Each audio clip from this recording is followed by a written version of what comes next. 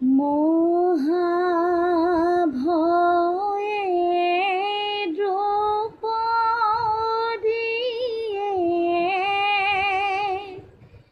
কৰিলে ক্ৰন্দন,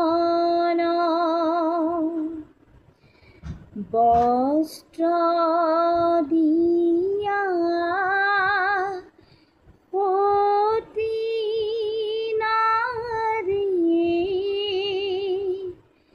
ৰাখিল অন্তমান।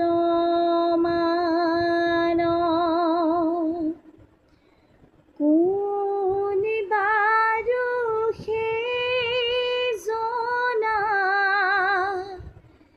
দয়াৰ সাগৰ,